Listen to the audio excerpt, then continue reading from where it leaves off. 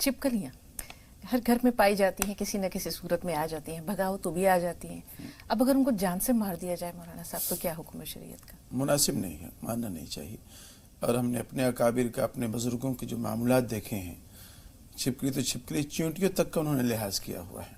हम लोग खाना वगैरह खाते हैं, दस्तरखान बिछाते हैं, फिर बाद में उसको लपेट के रख दिया जाता है, तो बेचारी वो चींटियाँ जो बारीक बारीक ज़र्रात होते हैं, कभी उसके लिए आ जाती हैं, खाने के लिए आ जाती हैं, तो बहुत से उसको मार दिया करते हैं, पैरों से मसल दिया करते हैं। अच्छी बात नहीं है।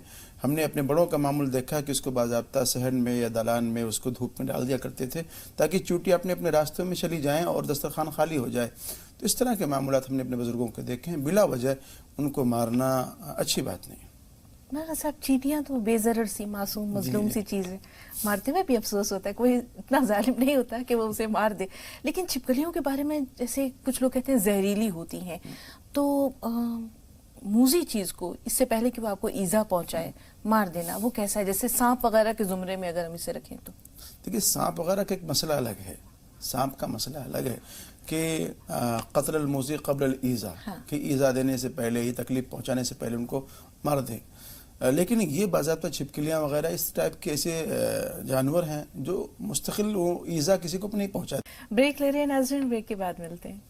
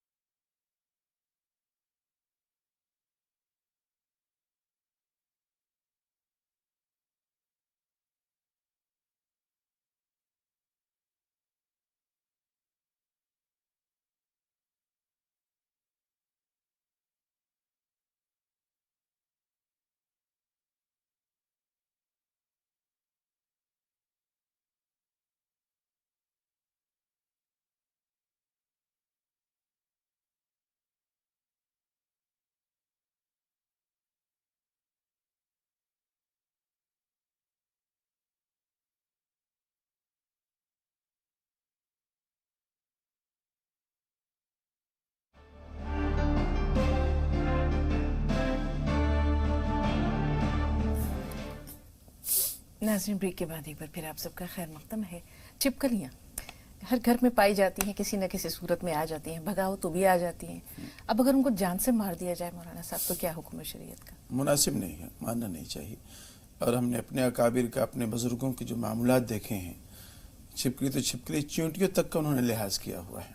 हम लोग खाना वगैरह खाते हैं, दस्तरखान बिछाते हैं, फिर बाद में उसको लपेट के रख दिया जाता है, तो बेचारी वो चींटियाँ जो बारीक बारीक ज़र्रात होते हैं, कभी उसके लिए आ जाती हैं, खाने के लिए आ जाती हैं, तो बहुत से उसको मार दिया करते हैं, पैरों से मसल दिया करते हैं। अच्छी बात नहीं है।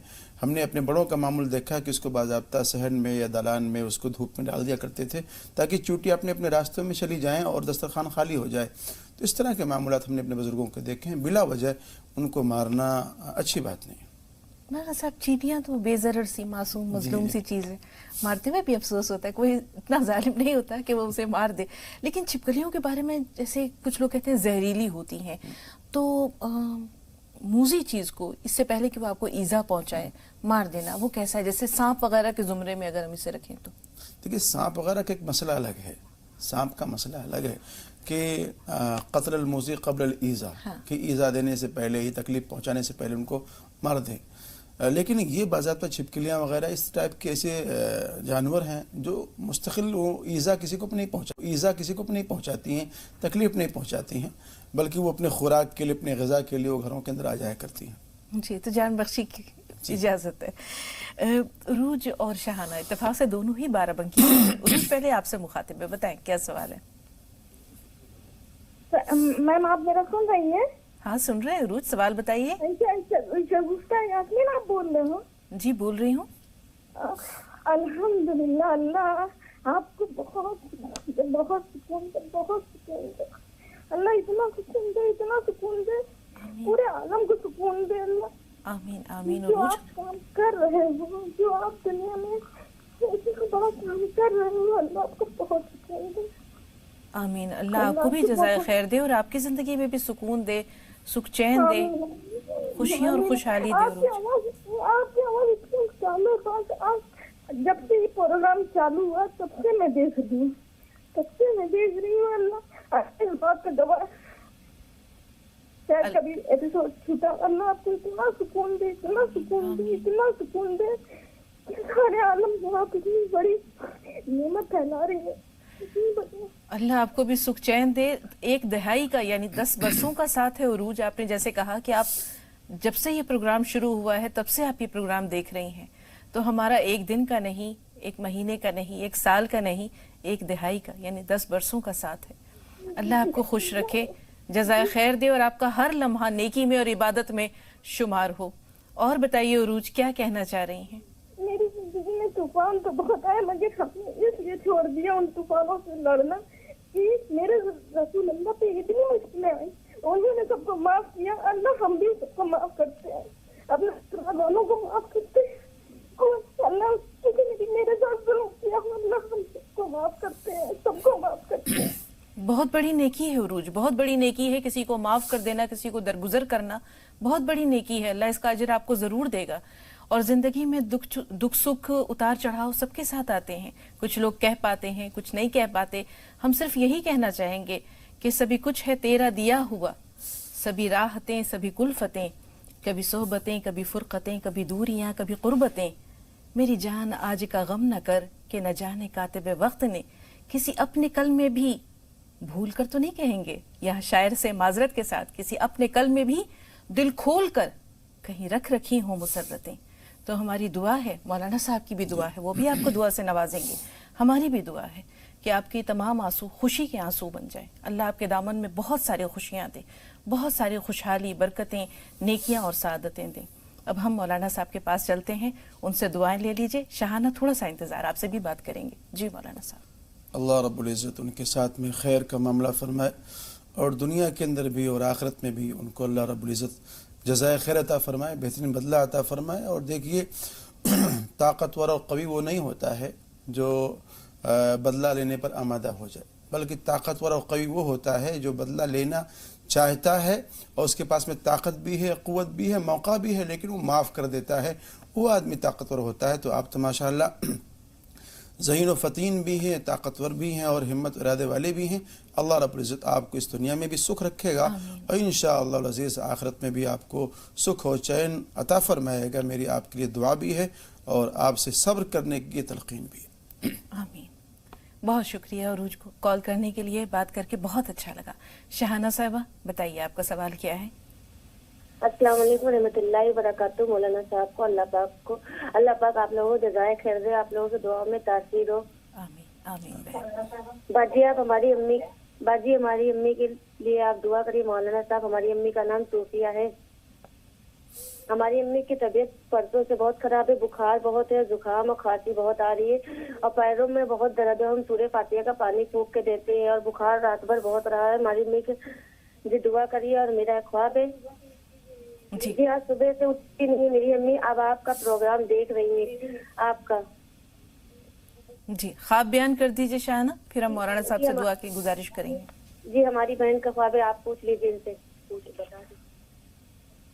ہلو جی بتائیے. السلام علیکم ورحمۃ اللہ وبرکاتہ. اللہ تعالیٰ آپ لوگوں کو جزائے خیر دے. وعلیکم السلام. باجی اللہ تعالیٰ آپ لوگوں کو اچھا رکھے. ہم لوگ نماز پڑھتے پاتے ہوتے ہیں کہ آپ لوگوں کو دعاؤں میں یاد رکھتے ہیں. میرا 5 سال پہلے کا خواب ہے, میرے پھپھو کی جو بہو ہے تو ان کا, اور ہم اور میرے پھپھو کی بہو ایک کھڑے جنت میں, اور خوب اچھی جنت ہے. ہم نے کہیں بھی دیکھا نہیں ایسی جنت. اور وہ جنت ہے. تو میری امی ایک کھنڈہل میں ہے, تو ان سے ہم اپنی پھپھو کی بہو سے کہہ رہے ہیں کہ اپنی امی کو ہم بلا لائیں. ہماری امی ہاتھ پکڑ کے آئی ہیں مگر جنت تک پہنچ نہیں پائی ہیں, اور میری آنکھ کھل گئی. اور پھر جو ہے میری پھپھو کے آدمی جو ہے, پھپھو کے بہو کے آدمی جو ہے دوسرے دن ختم ہو گئے. وہ اٹیک پڑ گیا ان کے اچانک سے. ہاں جی ہلو. جی جی, کیا تعبیر ہے مولانا صاحب؟ دیکھیے, زندگی کے اندر اتار و چڑھاؤ آتے رہتے ہیں اور مشکلات اور پریشانی آتی رہتی ہیں. فَإِنَّ مَعَ الْعُسْرِ يُسْرًا إِنَّ مَعَ الْعُسْرِ يُسْرًا. دو مشکلات کے درمیان میں آسانی ضرور ہوتی ہے, تو گھبرانا نہیں چاہیے اور زندگی کے اندر اسٹرگل کرتے ہی رہنا چاہیے. اللہ رب العزت آپ کے ساتھ میں خیر کا اور عافیت کا معاملہ فرمائے, اس دنیا کے اندر بھی اور آخرت کے اندر بھی.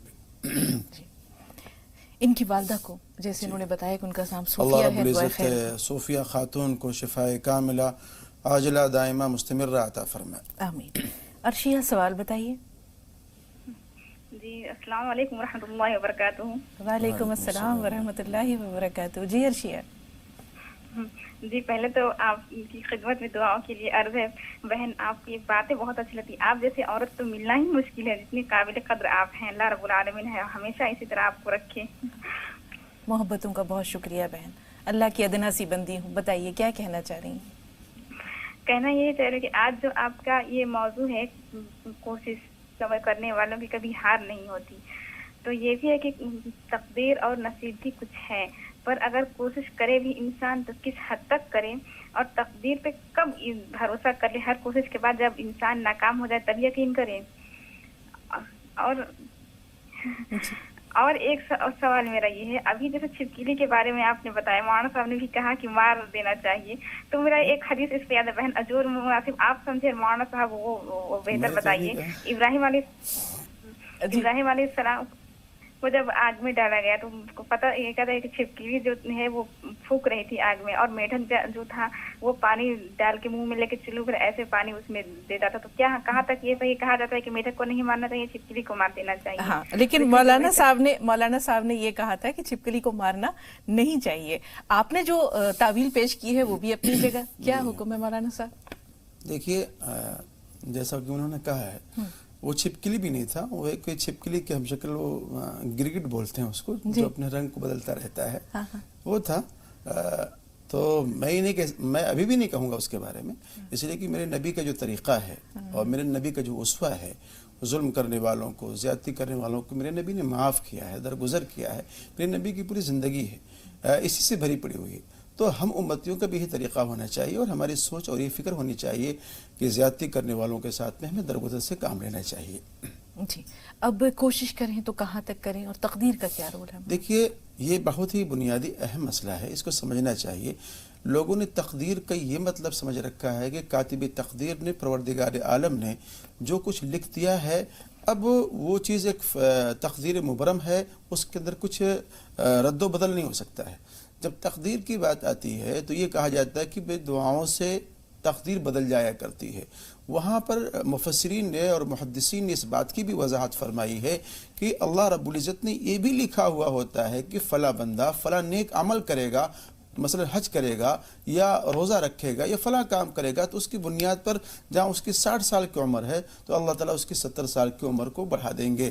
تو کوشش کرنا یہ تقدیر کے منافی نہیں ہے, بلکہ تقدیر یہ چاہتی ہے کہ آپ کوشش کریں اور حتی الامکان اور حد درجہ کی کوشش کریں.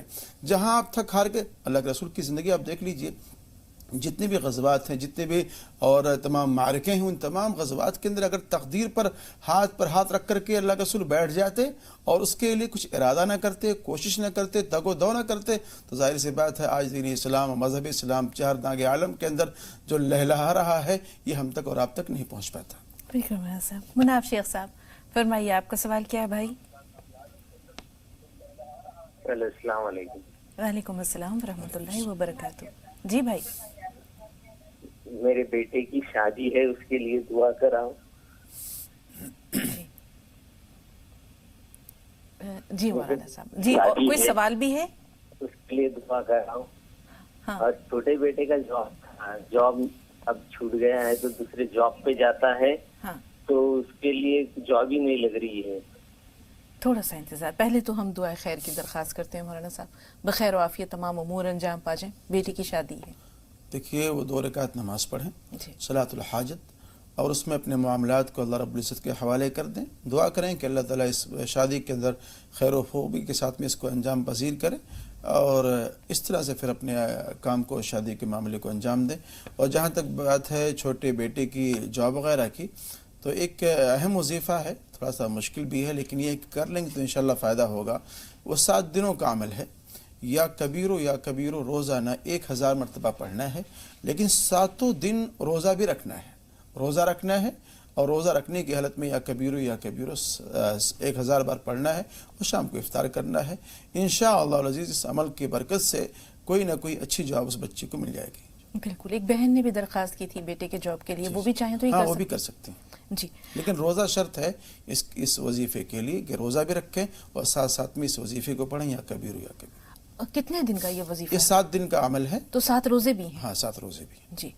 گردے میں پتھری ہے ہسبینڈ کو, ایک بہن کا سوال ہے. اللہم عافنی فی بدنی, اللہم عافنی فی سمعی, اللہم عافنی فی بصری, لا الہ الا انت. صبح شام 3 بار اس کو پڑھ لیا کرے. میٹھا سوڈا اگر ان کو مل جائے جو لیکوڈ میں آتا ہے, اس کو اگر پی لیں تو انشاءاللہ العزیز ان کو افاقہ ہوگا انشاءاللہ. سہیل شیخ صاحب, جی بتائیں بھائی آپ کا سوال کیا ہے؟ جی السلام علیکم سبھی کو. وعلیکم السلام ورحمۃ اللہ وبرکاتہ. جی بھائی. ہاں جی میں ناگپور مہاراشٹر سے بات کر رہا ہوں. استقبال ہے آپ کا, فرمائیے کیا جاننا چاہ رہے ہیں؟ ہاں جی پرابلم ایسی ہے کہ کچھ اچھا کام کرنا چاہتے ہیں تو پتہ نہیں بہت اڑچنیں آ جاتی ہے. ہر ایک کام میں ایسا ہو رہا ہے. ٹھیک ہے, رکاوٹوں کو دور کرنے کے لیے کیا کریں مولانا صاحب؟ جیسے کوئی بھی اچھا کام کرنا چاہ رہے ہیں, کوئی رکاوٹ آ جاتی ہے. اولاً تو 2 رکعت نماز صلاۃ الحاجت پڑھ لیں کسی بھی کام کو کرنے کے لیے, اور بہتر یہ کہ استخارہ کر لیں اس کے لیے. اور عام محترم سے میری درخواست یہ ہے کہ درود شریف اور ایسے ہی استغفار, لا حول ولا قوت الا باللہ, یہ تینوں تسبیح اپنے زندگی کے لیے لازم کر لیں. روزانہ کم سے کم اس کو پڑھ لیا کریں. انشاءاللہ مشکلیں پریشانیاں دور ہو جائیں گی, بیماریوں سے نجات ملے گی, اور انشاءاللہ رزق حلال واسع آپ کو ملے گی. جی. جن لوگوں کے راستے میں کوئی رکاوٹ نہیں ہے, اللہ تعالیٰ نے خیر ہی خیر رکھا ہے, سکھ چین رکھا ہے, کیا ان کے لیے بھی آپ کا مشورہ ہے؟ ان کے لیے بھی وظیفہ ہے. ایک بار دہرائیے مولانا صاحب. لا حول ولا قوت الا باللہ العلی العظیم کی ایک تسبیح, استغفار استغفر اللہ ربی من کل ذنب واتوب الیہ کی ایک تسبیح, اور ایسے صلی اللہ علیہ وسلم چھوٹا سا درود, اس کو پڑھ لیا کرے تو انشاءاللہ العزیز آپ کی زندگی بہت ہی مزے میں پرسکون گزرے گی انشاءاللہ. تمام ناظرین کے لیے اور خود اپنے لیے بھی اللہ سے دعائے خیر کی گزارش ہے. فریدہ فرمائیے بہن, آپ کا سوال کیا ہے؟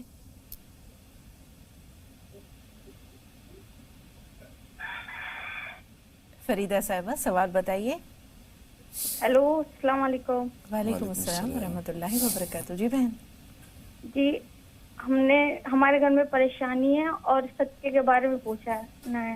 جیسے 360 میں ہم بکرا بھی کر سکتے ہیں. دوسرا سوال بتائیے, یہ جو 360 روپے کا مولانا عبداللہ طارق صاحب صدقہ بتاتے ہیں اس کے بارے میں. جی اس کے معلومات کرنے ہیں اس کے بارے میں. ٹھیک ہے. پہلے تو پریشانیوں کے لیے مولانا صاحب کیا کریں؟ میں دعا گو ہوں ان کے لیے کہ اللہ رب العزت ان کی پریشانیوں کو دور فرمائے, اور یا باسط 41 مرتبہ روزانہ پڑھ لیا کریں تو انشاءاللہ روزگار بھی ان کے گھر میں آئے گا, اور جو اس طرح کی مشکلات پریشانیاں ہیں انشاءاللہ وہ بھی ختم ہوگی. چونکہ یہ فون لائن پر تھیں, ہو سکتا ہے انہوں نے وہ وظیفہ نہ سنا ہو, یا جن کا اوراد اور وظائف کا بھی آپ نے ذکر کیا ہے. ایک بار فریدہ کے لیے بھی دہرا دیجیے مولانا صاحب. وہ وظیفہ بہت ہی آسان ہے, اور صبح شام تو کر ہی لینا چاہیے ہر بندے مومن کو.